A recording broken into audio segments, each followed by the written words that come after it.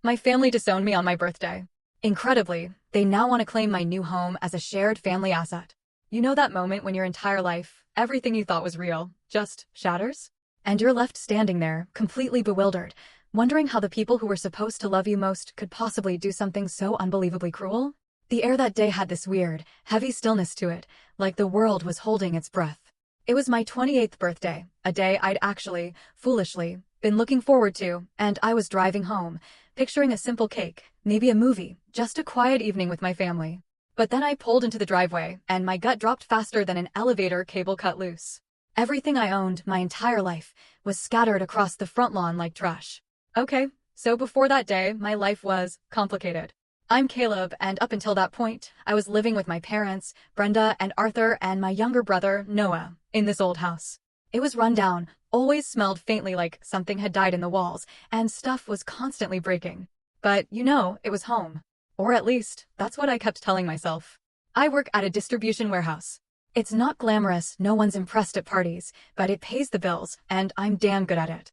The problem was my mom, Brenda, she never saw it that way.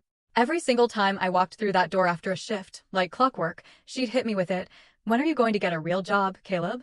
Didn't matter if I just pulled a 12-hour shift, still covered in dust, or had spent my only day off fixing something around the house. It was always the same line. What did she even mean by a real job? I was the one paying half the bills, buying the groceries. When the water heater exploded last winter, I paid for the replacement. The porch railing about to collapse?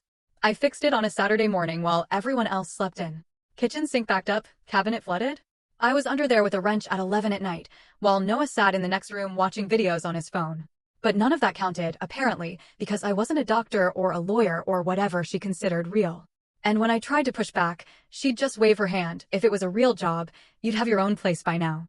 As if she wasn't benefiting from me staying, as if the bills would magically pay themselves. Then there was Noah, my brother. He's 26, but he acts like he's 17. Seriously, this kid has never, ever lifted a finger around that house. Never paid a bill, never bought groceries. I honestly don't think he even knows where the grocery store is. He just existed. Taking up space, eating food I paid for, using hot water I was covering the bill on. He'd walk past me in the hallway like I worked for him. And that attitude, he thinks he's better than everyone, and I still have no idea where it came from. Full story video link added in below.